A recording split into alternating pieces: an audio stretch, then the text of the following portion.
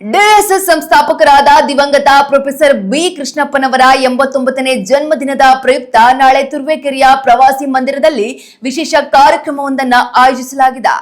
ಈ ಕಾರ್ಯಕ್ರಮದ ಅಂಗವಾಗಿ ತುರುವೇಕೆರೆ ತಾಲೂಕಿನಲ್ಲಿ ಸಮಾಜಮುಖಿ ಕಾರ್ಯನಿರ್ವಹಿಸುತ್ತಿರುವ ಪತ್ರಕರ್ತರನ್ನ ಗೌರವಪೂರ್ವಕವಾಗಿ ಸನ್ಮಾನಿಸಲಾಗುತ್ತಿದೆ.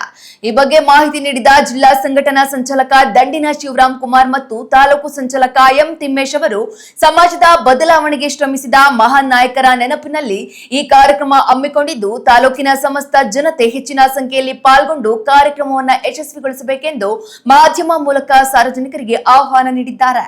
ಬೇರೆಯುವಂಥ ಕೆಲಸವನ್ನು ಮಾಡಿದ್ದಾರೆ.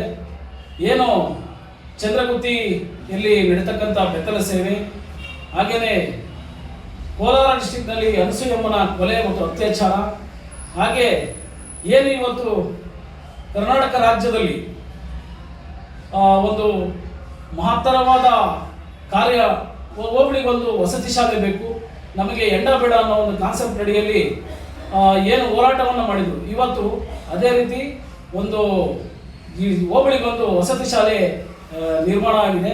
ಇದಕ್ಕೆ ಮೂಲ ಕಾರಣಕರ್ತರು ಪ್ರೊಫೆಸರ್ ಬಿ ಕೃಷ್ಣಪ್ಪನವರು.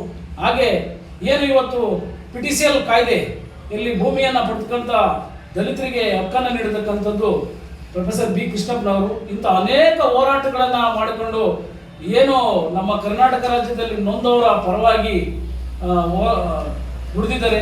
ಇಂಥ ಮಹಾನ್ ವ್ಯಕ್ತಿಯ ಹುಟ್ಟುಹಬ್ಬವನ್ನು ನಾವು ಈ ತಾಲೂಕಿನಲ್ಲಿ ಹಮ್ಮಿಕೊಂಡಿದ್ದೀವಿ. ನಾವೆಲ್ಲರೂ ಈ ಕಾರ್ಯಕ್ರಮಕ್ಕೆ ತಪ್ಪದೆ ಬರಬೇಕು.